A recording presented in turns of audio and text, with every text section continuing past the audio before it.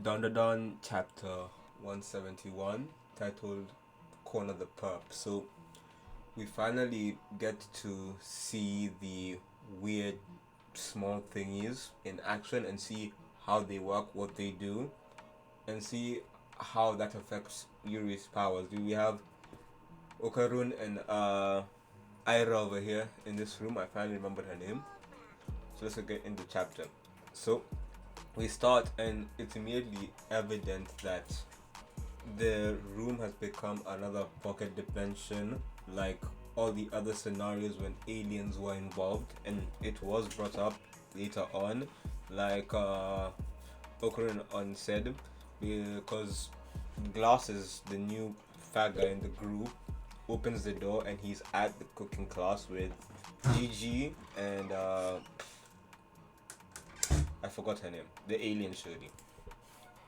And as we're here, Momo, Ira, and Okarun are in the weird space, and Okarun is immediately tied to the surface, and he brings up how he doesn't have Turbo Granny's power anymore. So he's wondering how he's in this place, and I'm confused because if having a sort of power like an occult power is what allows them to be able to be put into these spaces, why isn't Gigi here?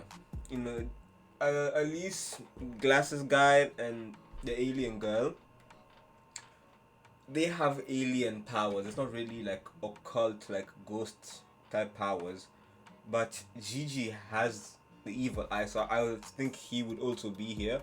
But I guess Okurun still has some of Turbo Granny's specific parameters, or maybe him yielding to Saint Germain. I also remembered his name.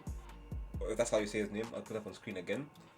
If him yielding to him in 169 meant like he enabled some parameters, and since Momo is also being looked for, and Momo is physically touching Ira, that's why Ira is able to be here.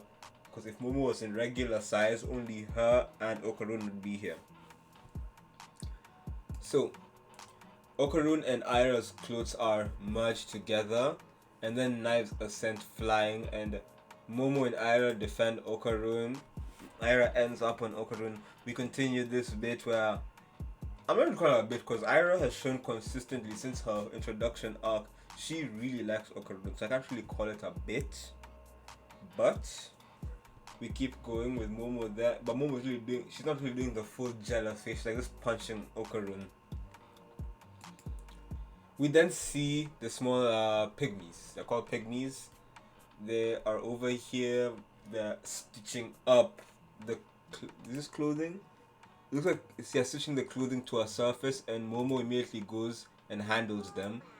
He uses a knife to cut Okarun and Ira apart from each other, and it's evident already. Only Momo can see them. So that's why I think if Momo was regular size and if Okarun had the full extent of Turbo Granny's powers that he didn't lose, he would not be he'd be able to see them.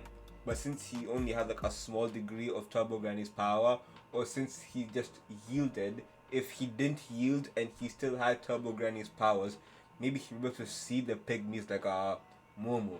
Maybe just a thing because since Momo went into the board game and she became smaller, she can see them now. You know, they're very different avenues we could go with this, but I'm more on the avenue of Ira is only here because Momo was physically touching her. Momo can see them because she did not yield and she has her powers. Okarun can't see them because he doesn't have his powers and he yielded.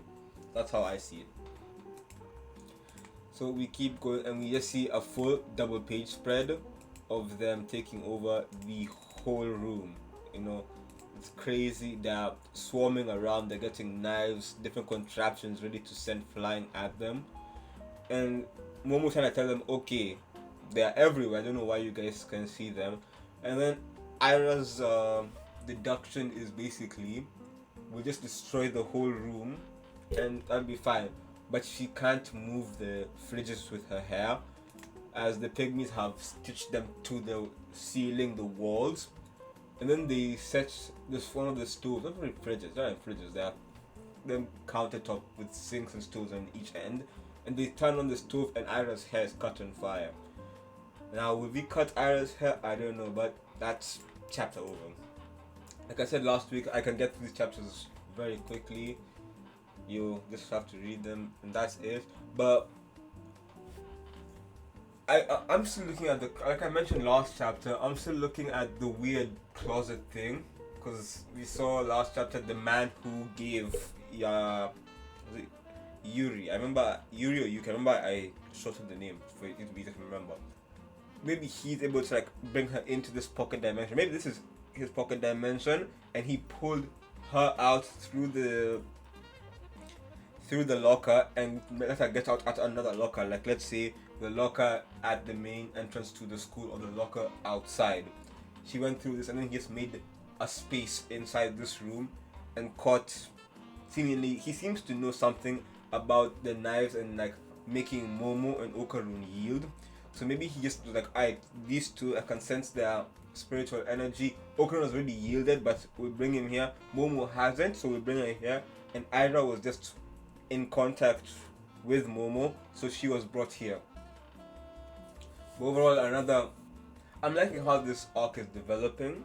You know, we're actually getting to see more of the characters in work. You know, more of the like original characters. Because for a while we didn't really see Ira did a lot, but Ira wasn't like main focus. It was mainly just Momo, Okarun, Alien Girl, Glasses Man, Class Rep. I still want to see more of Evil Eye. We haven't seen Evil Eye has had a few appearances here and there. Like at the end of last arc, we saw Evil Eye. He didn't really have a big fight. I want to see more of Evil Eye doing Evil Eye things. Hopefully Okarun can get his powers back. We'll see more of Turbo Granny, but I'll see you all next week. Peace.